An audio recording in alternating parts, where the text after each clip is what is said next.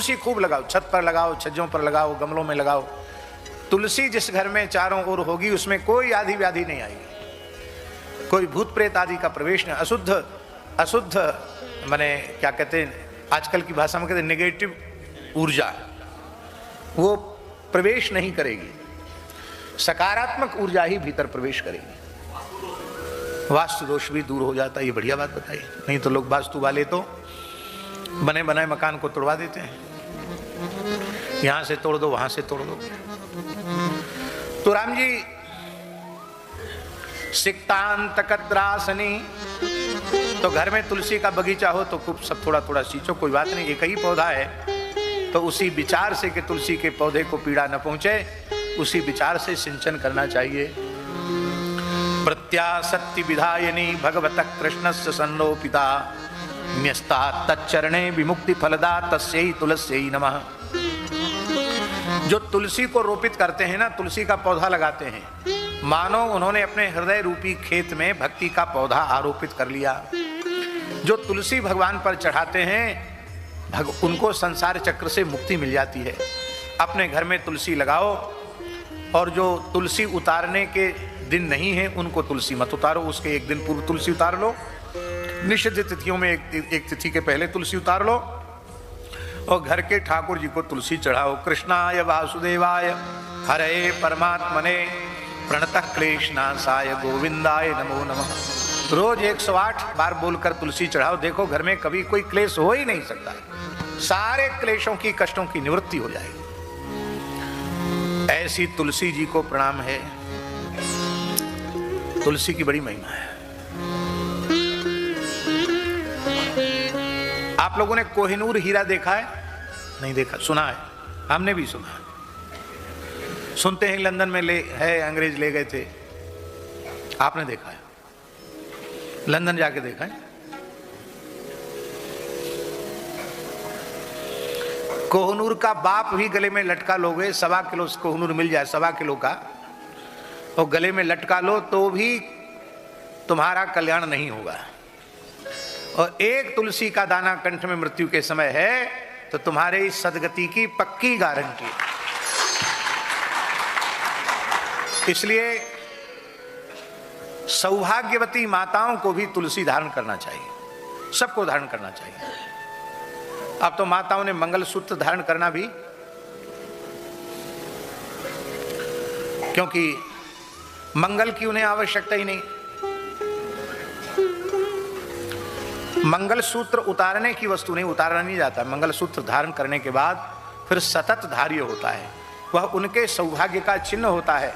और माताएं प्रार्थना करती हैं कि हम मंगलसूत्र धारण करके ही अपने देह का त्याग करें, हमें मंगलसूत्र उतारना न पड़े। ये नारी का सौभाग्य है। इसलिए मंगलसूत्र जैसे सौभाग्यवती माताओं को धारण करना चाहिए, ऐसे ही तुलसी सतत धारण करनी चाहिए।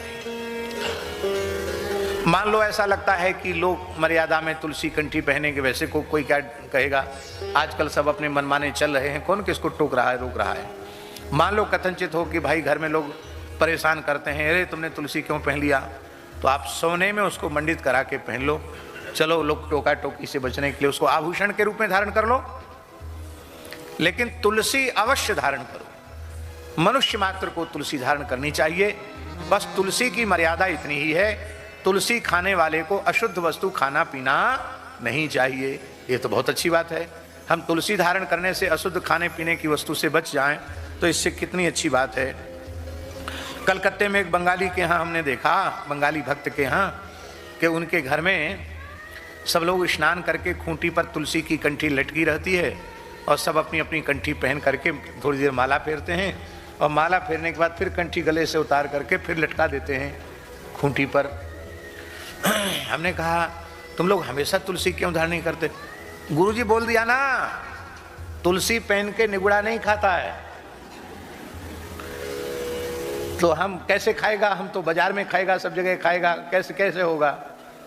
घर में निगुड़ा खाएगा, बाहर खाएगा, इसलिए तुलसी को उतार देता है। ये चतुराई भी नहीं करनी चाहिए कि जब हम भजन करें तो तुलसी पहन लें, और ऊट पटांग चीज खानी पीनी हो तो तुलसी उतार के धर दें। ये चतुराई ठीक नहीं है।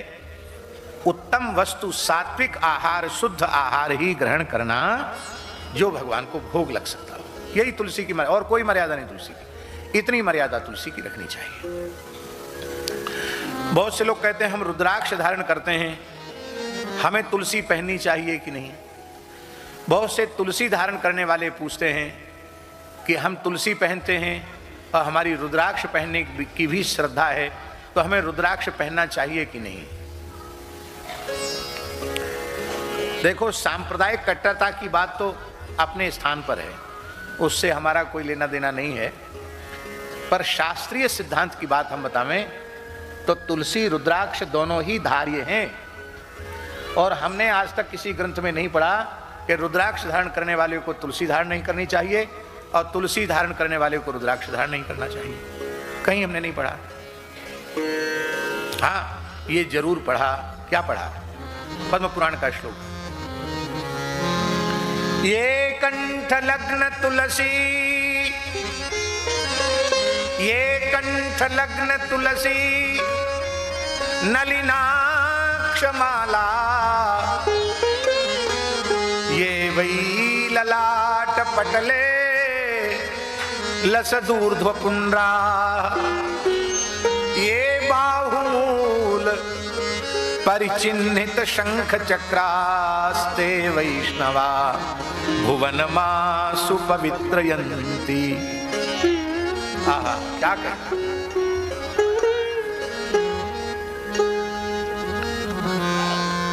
जिनके गले में कंठ लग्न तुलसी की माला है, कंठ लग्न इसलिए झाजी कहा गया कि बड़ी माला मलमूत्र त्याग के समय उतार दी जाएगी। जिस माला पर दृष्टि पड़े शौच आदि के समय, वह माला कभी धारण नहीं करनी, हमेशा धारण नहीं करनी चाहिए। शास्त्र की मर्यादा है। और कंठ लग्न तुलसी होगी तो फिर वो सतत धारी है, उसको फिर निकालना नहीं। ये कंठ लग्न तुलसी नलिनाक्ष माला। नलिनाक्ष माला के दो अर्थ हैं। एक नलिनाक्ष माने कमलगट्टे की माला, और नलिन माला अक्षमालाश्च। तो नलिन माने कमल और अक्ष माने रुद्राक्ष। तो अक्ष से कमलाक्ष रुद्राक्ष दोनों का ग्रहण होता है? ये वही ललाट पटले लशदूर्ध्व पुंड्रा, जिनके ललाट पटल पर ऊर्ध्व पुंड्र है और जिनके बाहुमूल में शंख चक्र धनुर्बाण आदि की मुद्राएं हैं, वे वैष्णव अपने को ही पवित्र नहीं करते हैं, ते वैष्णवा भुवन मासु पवित्रयन्ति, पूरे भुवन कोश ब्रह्मांड को पवित्र कर देते हैं।